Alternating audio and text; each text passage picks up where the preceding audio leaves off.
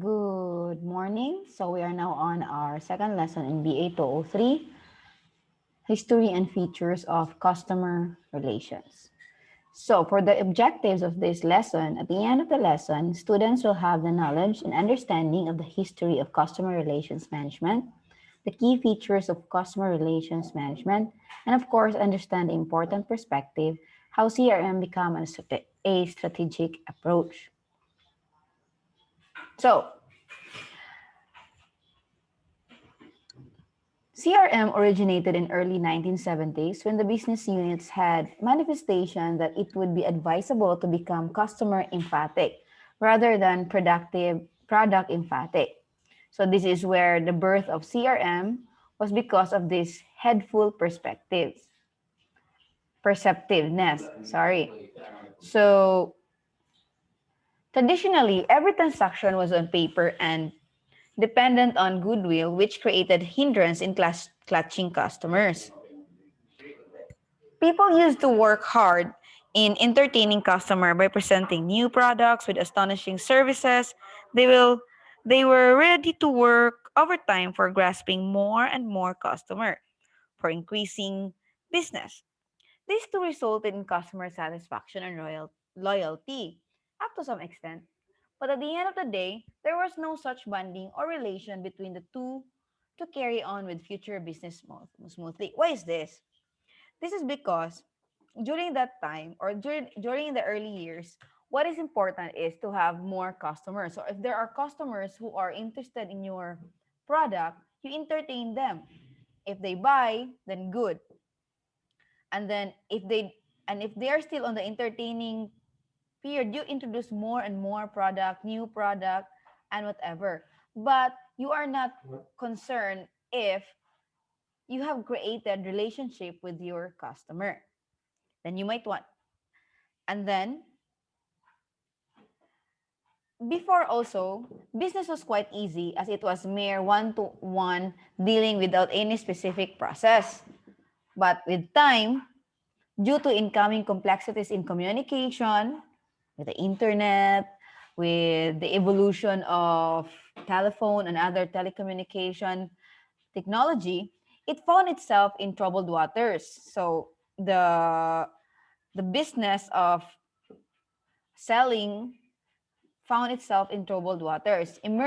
Emerging of new strategies and technologies in global market and a mammoth degree of competition in business, the approach needed to be changed to proactive rather than reactive. So society has changed, technology has changed. Supposedly, how you deal with your customer should also change because time has already changed. You need to cope up with these changes.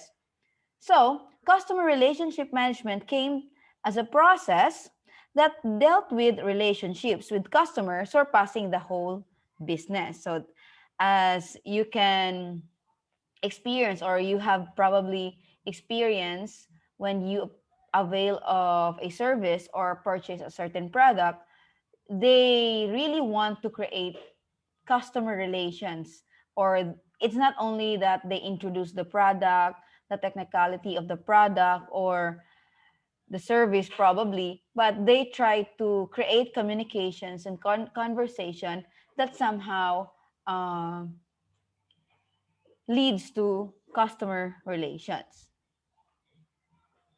And then you might wonder why Peter Drucker's name is there.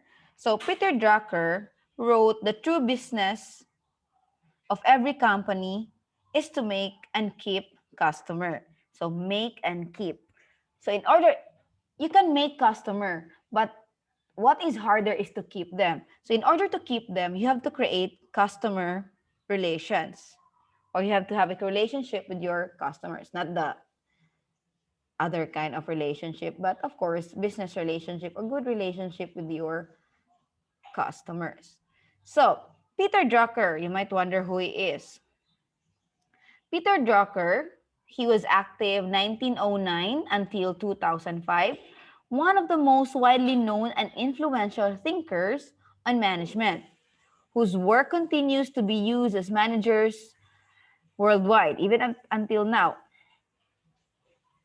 He is a prolific author and among the first after Taylor and Fayol. I hope you have encountered these people already in your management subject to depict management as a distinct function.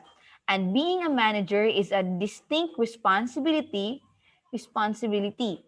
His writings show real understanding of, of and sympathy for the difficulties and demands faced by managers. So he is a famous individual who has contributed a lot to management and management in general.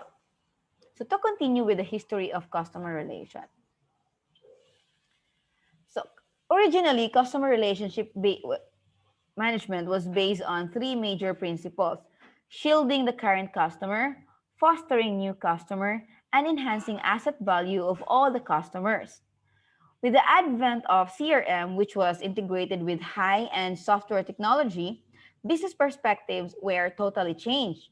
A CRM system eventually emerged as consisting of company full of information which is depicted sophisticatedly to increase business profit, ameliorate customer satisfaction and loyalty, on the same hand reduces business costs and investment.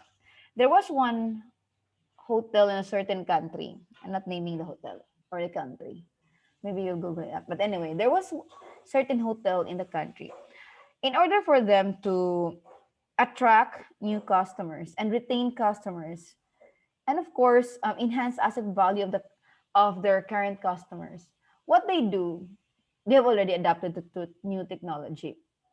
If you are going to visit their or avail of the service of that certain hotel, and then, of course, today you're going to log into their website and then check in your check in dates, check out dates, what are the amenities you want, sometimes what part of the hotel or view of the hotel you want.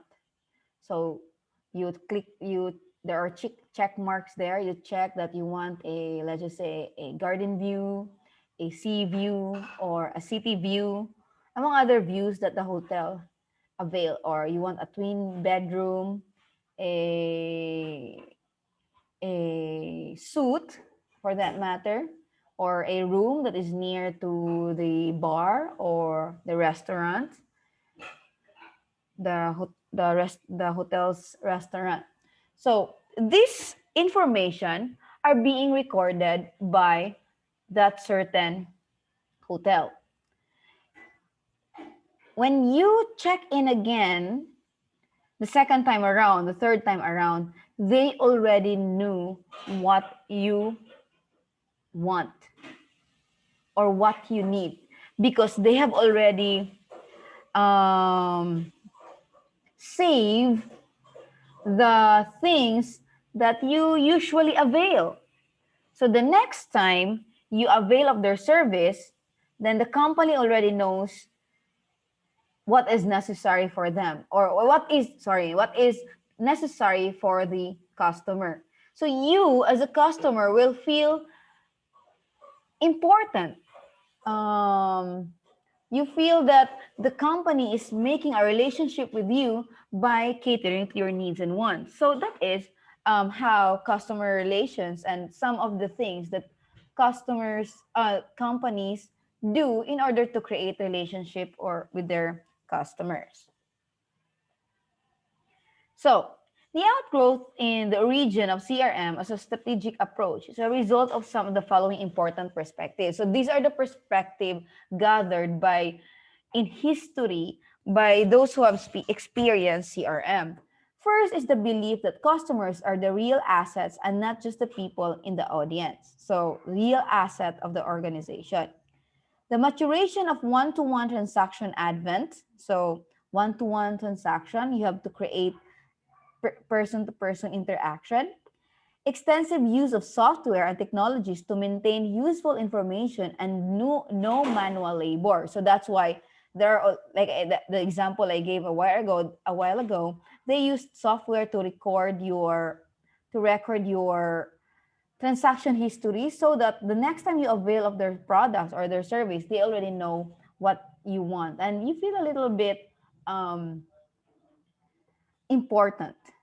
We have already tried this. We tried dining in the local restaurant in our city, and then every time we order, we usually request for this three types of condiments: salt, pepper, and then hot sauce. No, not sorry, not salt, but a seasoning, and then hot sauce.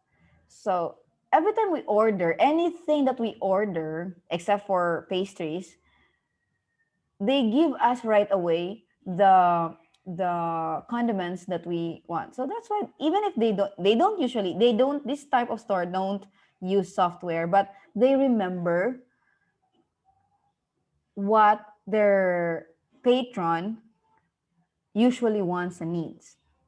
Number four, the realization of the benefits of utilizing information proactively and not reactively. So, if you have the software, you use it proactively. That's why if you have already or you have already tried that, even availing of promos in the different and there we in the telecommunications that we have. Sometimes when you are nearly expiring, they will notify you or send you messages of the promos, and sometimes even send you message of emergency alert and the like. So this way we may find it a little annoying sometimes because we think it was some text that we are expecting, but it's just actually a notification from a telecommunication company. But actually they are trying to utilize the information proactively. At the same time, they want to create a relationship with their customers. Five is the change of business view to relationship approach rather than transactional approach. What is transactional approach? When you're talking about transactional approach, after you have purchased the product or availed of the certain service, it's done. The transaction is done. You paid me, I gave you the service, I gave you the product, it's done. But when you are trying to create a relationship approach, sometimes even after the service, they ask you, um, how was the service, how was the product. There is after sale, they call you, um, how was the product going well, or what did you feel after the service being rendered to you. Sometimes they even give you rewards card or freebies, maybe if you have been going to that business um, for quite some times, or they give you card so that when you have if you for your next service there is a certain discount, because they want to create relationship. They want you to come back to them and become their loyal customers, or in our dialect, suki. So next, the approach of concentrating more on customer values rather than concentrating on how the product is delivered to the customer. Actually, these two things, how you deliver the product and customer value, should go hand in hand.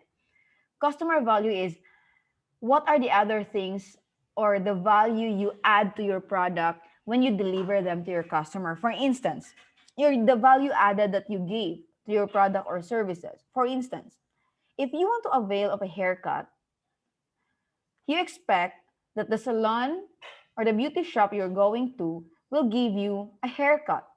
But when you go there, after after the haircut, they give you massage sometimes, they give you shampoo sometimes, or they give you the powder with a brush so that little shreds of hair will be taken off from your skin because it's kind of itchy after.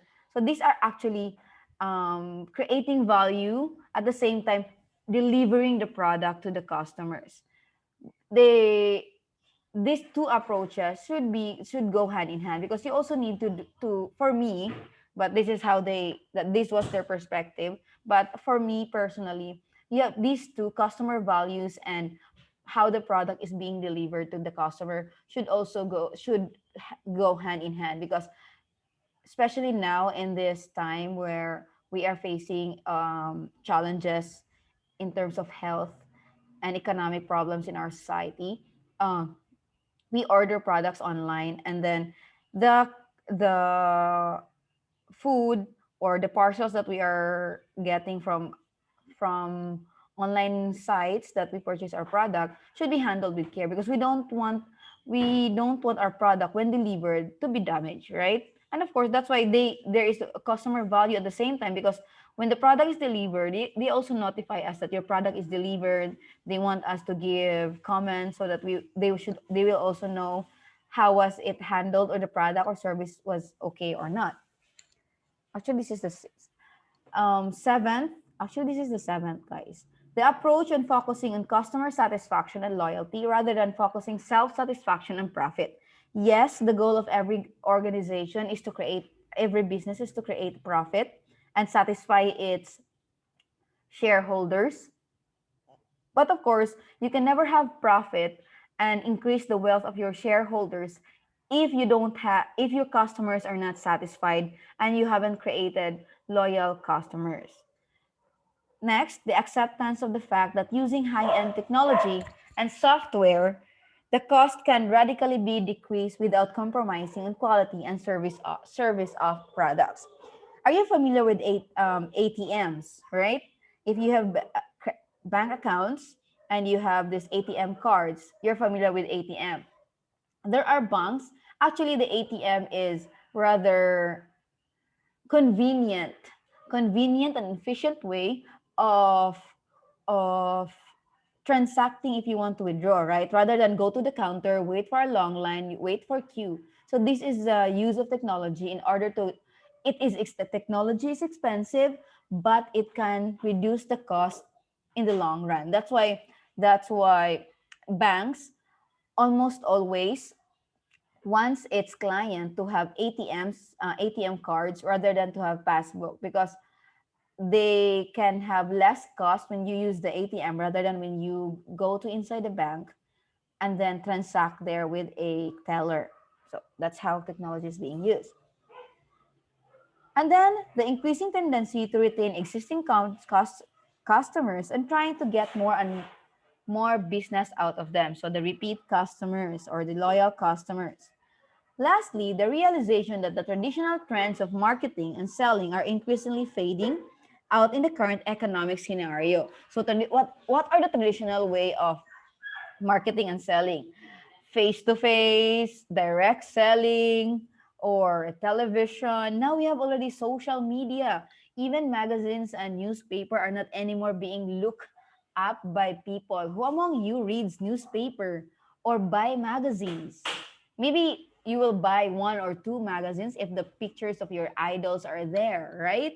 But you don't usually buy magazines for the sake of looking up to the marketing or advertisement done by businesses, or sometimes even television. If your TVs are smart TVs, they don't have any more advertisement, right? If you are subscribed to some certain, like Netflix or among others, there is no advertisement. And if your TV is cable TV, if there's advertisement, you transfer to another channel where advertisement is not there. So how can this traditional way of doing marketing is phasing out? So if this is phasing out, how are they going to reach their customers? So they have also to change their ways of marketing to cope up with their customers' wants and needs. At the same time, cope up with the trend.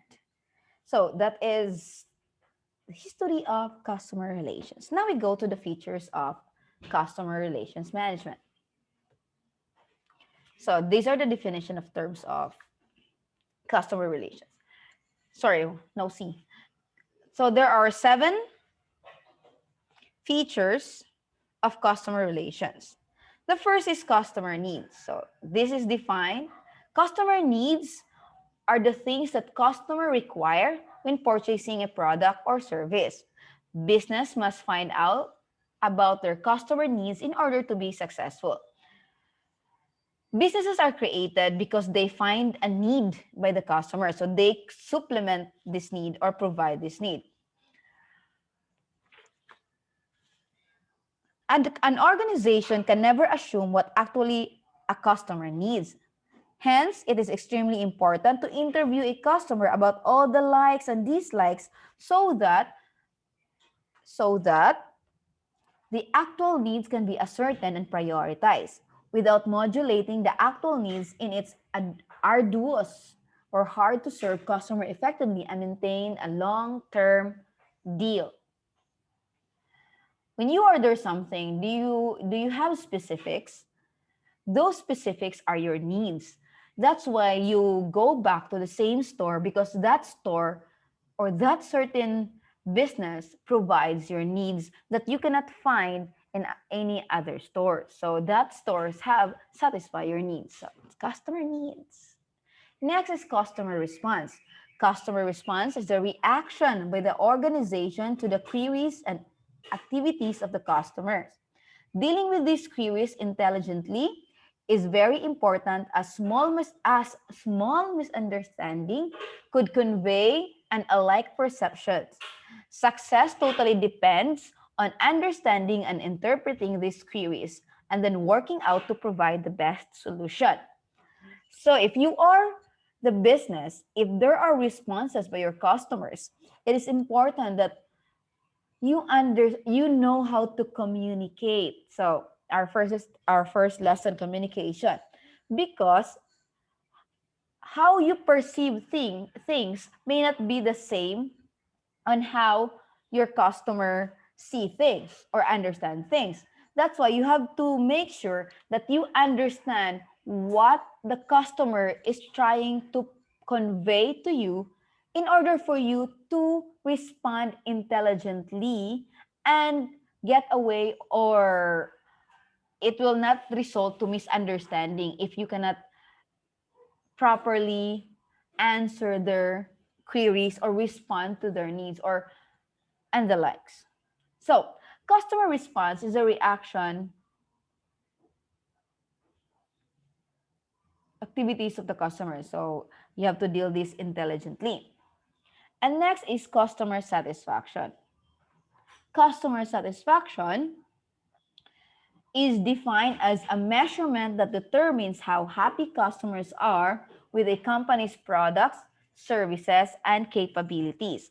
Customer satisfaction information includes surveys, ratings, and it can help company determine how to best improve or change its product and services. So, have you tried before strolling around in one of the local department store? They have in their counter, in the cashier's counter, there's actually a survey, customer satisfaction survey, wherein you have to check. There's a checklist of emojis of how satisfied you are with the services that they are doing. This is of course to improve themselves, because if you do not know what are your mistakes or what are the lapses done, you will never know when or how to improve or what part of the organization needs to improve.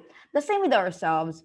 Sometimes you are faced by blunt individuals who pinpoint our little lapses, and then if we take it negatively, then we become um, aggressive. We respond in a more nasty way because we become defensive. But if you take it in a positive way and think that this is for me, it's a room for growth and room for improvement. This is not a sarcastic. This is not sarcasm. This is, you ask the person, oh, what do I have to improve? I need, or you tell yourself, you meditate, oh, I think I need to improve this aspect of of my attitudes and the likes.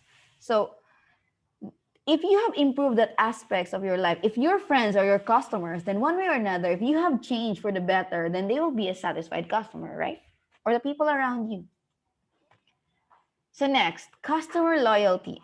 So primarily, customer loyalty is when a person transacts with a brand or purchases a specific product on an ongoing basis. So Every day, if you are fond of having our dialect painit or painit, having bread and coffee every day, you buy certain product on a specific store because they love their bread and the like. So that's customer loyalty.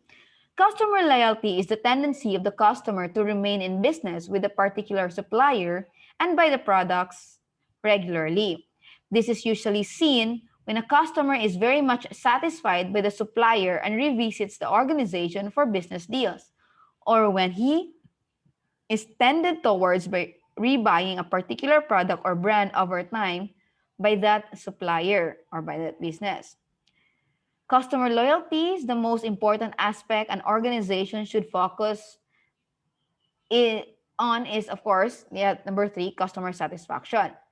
Hence, customer loyalty is an influencing aspect of CRM and is always crucial for business success. So your customers are less satisfied, they go back to your business, and that's loyalty. Next is customer retention. Customer retention refers to a company's ability to turn customers into repeat buyers and prevent them from switching to a competitor. As a performance metric, it indicates whether your product and the quality of your service please your existing customers. It's also the lifeblood of most subscription-based companies and service providers. So, customer sometimes it doesn't mean the customer is loyal. They will retain in your company. It does not mean that you have loyal customer, you can have your customer retain in your company. So customer retention is indicates whether your product and the quality of your service please your existing customers.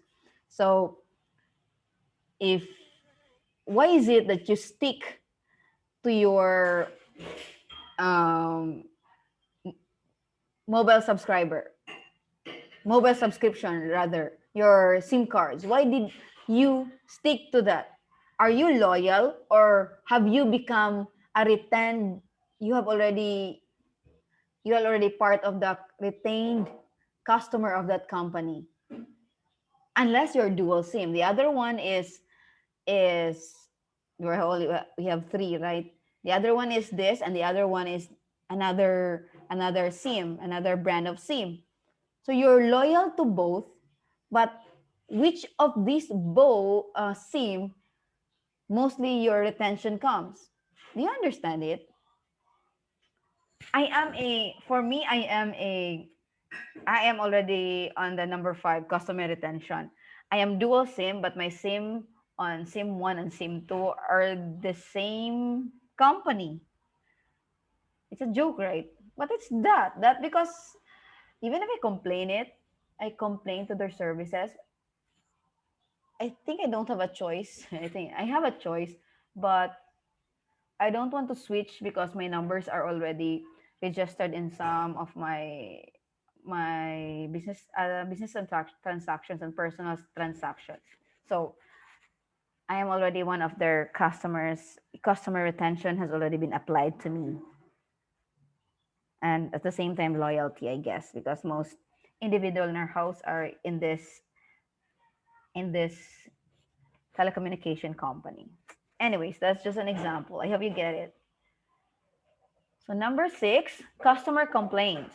This means any written, electronic, or oral communication that alleges deficiencies related to the identity, quality, durability, reliability, safety, or performance of a medical device that has been placed on the market. It's not only the medical device, this is just an example. Medical device or services probably, or any other products that you have tried.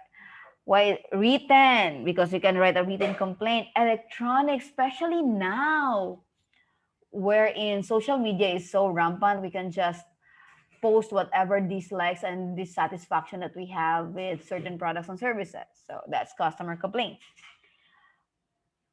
This is always there exists a challenge for suppliers to deal with complaints raised by customers. Normally, raising a complaint indicates the act of dissatisfaction of the customer. There can be several reasons for a customer to launch a complaint.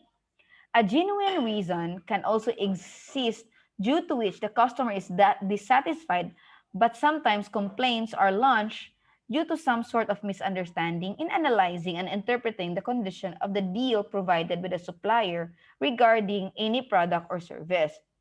Handling this complaint to ultimate satisfaction of the customer is substantial for any organization. And hence, it is essential for them to have predefined set of process in CRM to deal with these complaints and efficiently resolve it on time. That's why, guys, when you purchase something or avail of certain products, to avoid you from complaining and being dissatisfied customers, read read the things or the papers that, oh sir, ma'am, please sign here. Don't just sign, read them, because sometimes they don't. When you ask, what is this for?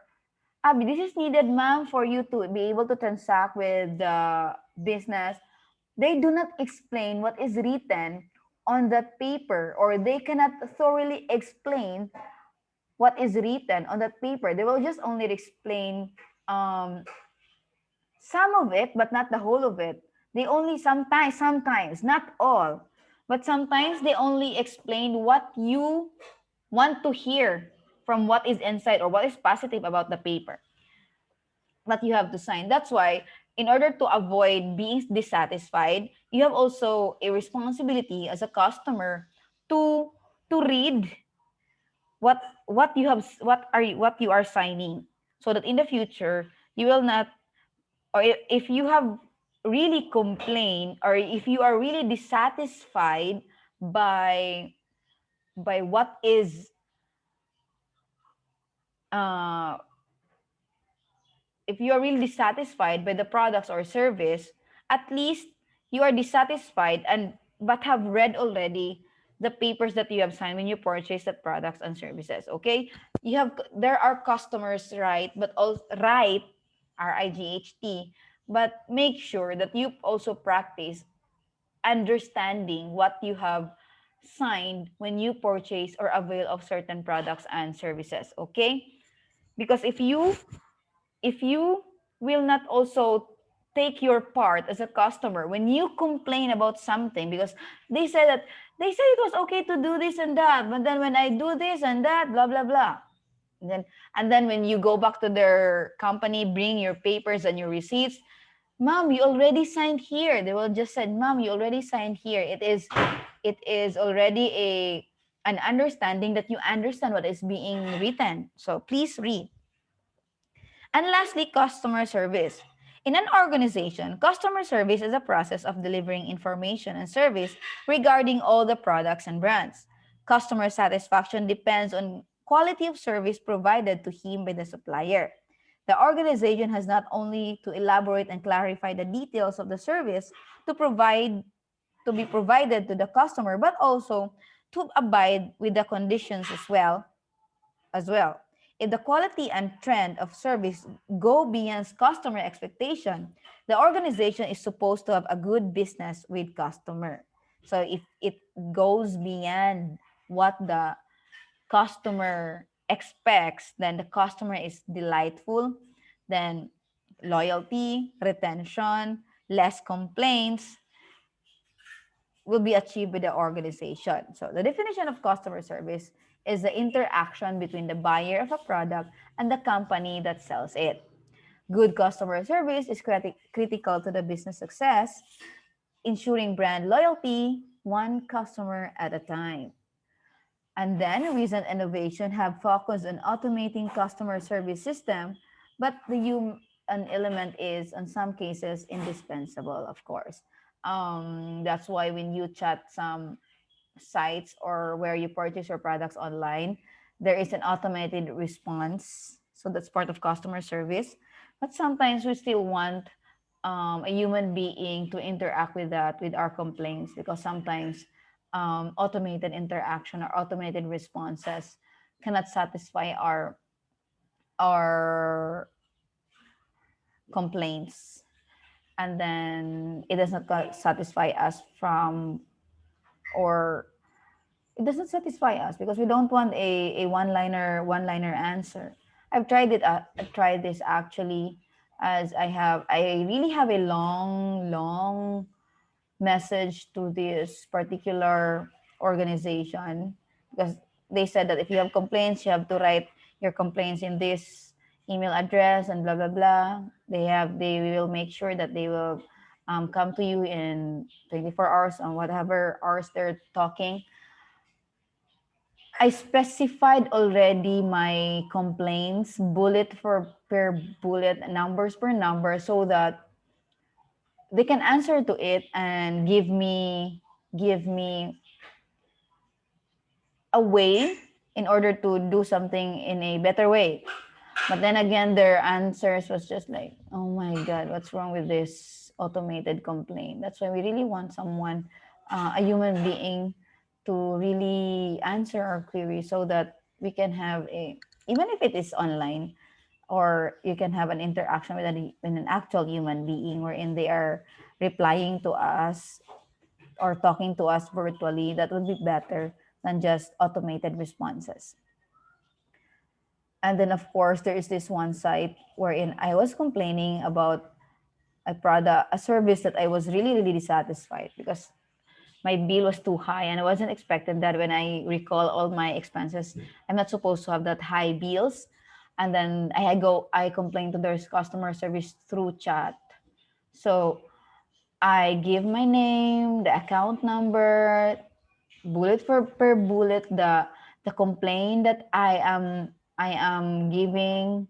I am complaining actually, but then again, um they still, after my long message, the reply was just, what is the complaint, blah blah, what is your account number? My goodness, what's wrong with this automated responses? That's why it's really better sometimes, or to have a human element to answer our queries, or our answer our queries, unless we are living already in an Android world, and with technology that is highly sophisticated, or in even this automated services, customer service systems can really answer our queries, and that would be good.